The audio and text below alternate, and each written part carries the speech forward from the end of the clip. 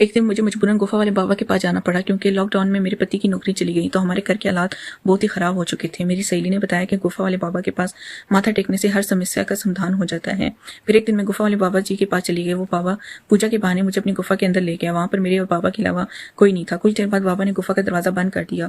गुफा के अंदर बहुत अंधेरा था। फिर एकदम से मेरी नजर बाबा के काले रंग के सांप के ऊपर गई। सांप को देखकर मैं घबरा गई और इससे बचने के लिए हाथ पांव चलाने लगी, लेकिन मैं अपने आप को बचा नहीं पाई। फिर बाबा ने मेरे अकेले होने का फायदा उठाया। मेरे साथ कुछ ऐसा हुआ कि दोस्तों, मेरा नाम ऋतिका है और मेरी उम्र 26 साल की है। मैं शादीशुदा औरत हूँ। मेरे परिवार में मेरे पति राहिल और मेरी 2 बेटियां हैं। हमारी अरेंज मैरिज हुई थी। हमारी शादी को 15 साल हो चुके हैं। इसी बीच हमारी 2 बेटियां हुई। बड़ी का नाम हमने बड़े प्यार से रोशनी और छोटी का नाम काजल रखा। मेरे पति एक मिडिल क्लास फैमिली से बिलोंग करते हैं। वो प्राइवेट कंपनी में नौकरी करते हैं, मगर कंपनी में लॉकडाउन के दौरान इनकी नौकरी जाती रही। फिर हम पंजाब से दिल्ली शिफ्ट हो गए और काम की तलाश करने लगे। मेरे पति को कोई काम नहीं मिल रहा था। वो कई दफ्तरों में इंटरव्यू देने के लिए जाते रहते, पर फिर भी इन्हें नौकरी नहीं मिल पा रही थी। इसी कारण हमारे घर में आए दिन पैसे को लेकर लड़ाई झगड़े होने शुरू हो गए। अब घर तो पैसों से ही चलता है, आम आदमी की जरूरत कभी खत्म नहीं होती। लिमिटेड पैसा होने की वजह से हम बहुत ज़्यादा टेंशन में रहने लगे थे। हम दोनों के बीच अब और भी झगड़े होने लगे थे। मैं बहुत परेशान हो चुकी थी। फिर एक दिन मैं अपनी सहेली को ये सारी बातें बताई तो इसने मुझे बताया कि कोई बाबा है जो गुफा वाले बाबा के नाम से मशहूर है। कहते हैं कि इसके पास जाने से हर कोई समस्या का समाधान हो जाता है। दूर दूर से लोग इसके पास माथा टेकने के लिए आते हैं। इस बाबा को लोगों ने काफ़ी बड़ा दर्जा दिया हुआ है। कहते हैं कि वो बाबा मन की शक्ति प्रदान करता है और लोगों के दुख तकलीफ दूर करता है। मैंने अपने पति को ये सारी बात बताई। मेरे पति इन सब बातों में विश्वास नहीं करते थे। इन्होंने मुझसे कहा, तुझे अगर जाना है तो जाओ, मगर मुझे इन सब के लिए फोर्स मत करना। मैं पहले से बहुत परेशान। मैंने सोचा कि मैं अपने पति को बाबा के पास जाने के लिए ज्यादा फोर्स ना ही करूं तो अच्छा। अगर इन्होंने मुझे भी जाने से मना कर दिया तो फिर मैंने सोचा कि मैं अकेली ही चली जाती हूँ। मैंने बाबा के पास जाने का विचार बना लिया। क्योंकि बाबा के लिए आ गया तो हमारे घर के हालात बहुत बिगड़ चुके थे, इसलिए मैंने मजबूरन गुफा वाले बाबा के पास जाने की पूरी तैयारी कर ली। मैं ये सोच रही थी कि शायद इनके पास हमारी परेशानी का उपाय होगा। अगले ही दिन मैं नहाकर अच्छी से साड़ी पहनकर बाबा जी के आश्रम में चली गई। बाबा जी दिखने में 45 से 50 साल की उम्र के लग रहे थे। इनके आसपास भगतजन बैठे थे। इनके दोनों बाजू में 2 लड़कियां करीब 25 की उम्र की सफेद साड़ी में खड़ी थी। बाबा जी भगवान और शक्ति की बातें कर रहे थे। सत्संग खत्म होने के बाद सब लोग एक एक करके बाबा जी से मिलने जाने लगे। जब मैं इनके पास पहुंची तो मुस्कुराया, मुझे आशीर्वाद दिया, कहने लगे, पुत्री, तुम्हारे माथे की लकीर देख के लगता है कि तुम घर कष्ट से गुजर रही हो। बताओ क्या कष्ट है। बाबा जी थे कष्ट दूर कर देंगे, कल्याण हो जाएगा। बाद में बाबा जी और लोगों को मिलने लगे और मुझे इंतजार करने को कहा। मैं साइड में बैठ के इंतजार कर रही थी। सबके जाने के बाद बाबा जी ने मुझे बुलावा भेजा तो मैं इनके पास गई। बाबा जी के साथ इनकी 2 सेविका भी थी जिन्होंने सफेद साड़ी पहन रखी थी।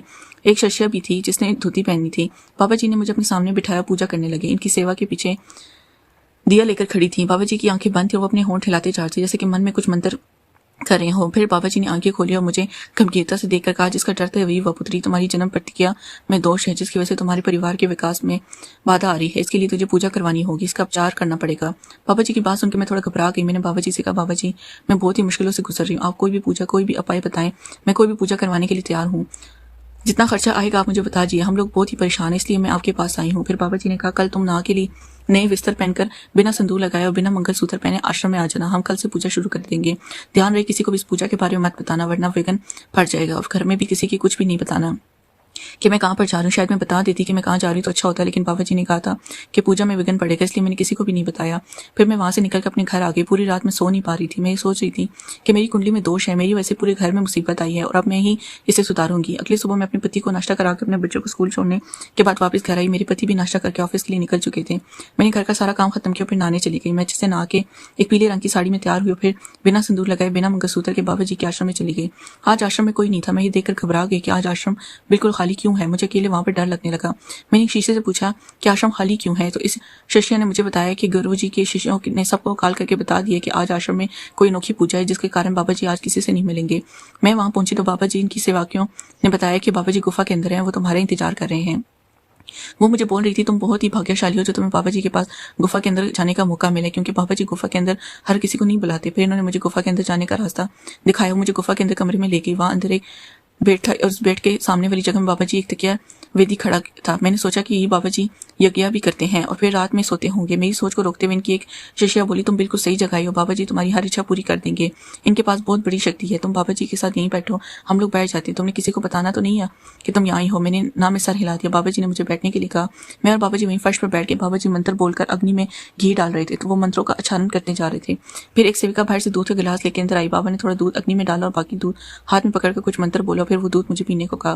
बाबा बोले, इसे पी जाओ, लेकिन मुझे डर लग रहा है कि कुछ गलत ना हो जाए, क्योंकि यहाँ पर कोई और नहीं था। मुझे डर लग रहा था, मगर मैंने डरते डरते दूध का गिलास हाथ में ले लिया और दूध एक ही बार में पूरा पी लिया। दूध पीने के बाद मुझे कुछ अजीब सा लगने लगा। अचानक ही मुझे नशा सा चढ़ने लगा। मेरी आंखों के अंधेरा छाने लगा। मैं बेहोशी होने लगी, फर्श पे ही गिर पड़ी। मुझे लगा मुझे शायद कुछ कमजोरी की वजह से चक्कर आ गए। पहले तो मैं कुछ समझ ही नहीं पा रही थी। कुछ देर के बाद मुझे थोड़ा होश आया तो मुझे पता चलने लगा मेरे साथ क्या हो रहा है, पर मैं इसका विरोध नहीं कर पा रही थी क्योंकि मैं पूरी तरह होश में नहीं थी। मुझे महसूस होता है कुछ जिन्हें मिलकर मुझे उठा रहे हैं। फिर इन्होंने मुझे पलंग पर लिटा दिया। मैं आंखें खोल के सब कुछ देख रही थी मगर कुछ कर नहीं पा रही थी। फिर इस बाबा ने अपने शिष्यों को बाहर इंतजार करने के लिए कहा। बाबा ने पूजा शुरू कर दी। मैं बाबा की हरकत देखकर हैरान रह गई। मैं सोचने लगी किस तरह की पूजा है। मेरे पति ने तो कई दिनों से मुझे छुआ तक नहीं था क्योंकि वो अपनी परेशानियों से घिरा रहता था। घर की परेशानियों को देखकर मैं तो बहुत परेशान थी। अगर मैं परेशान होती तो यहाँ फर्जी बाबा के पास पूजा करवाने कभी ना आती। बाबा के पास आने से पहले मैंने सोचा था कि अगर एक पूजा कराने से हमारे घर में सुख समृद्धि आती है तो इसमें हर चीज है, लेकिन मुझे नहीं पता था कि यह बाबा मेरे साथ ये हरकत करेगा। मैं एक बेहोशी की हालत में बाबा की तरफ देख रही थी और मुझे बोलते जा रहे थे कि पुत्री एकदम से शांत हो जाओ और पूजा करो। मैं तुम्हारी सब परेशानी दूर कर दूंगा। तुम्हारे घर को भी शुद्ध करना पड़ेगा।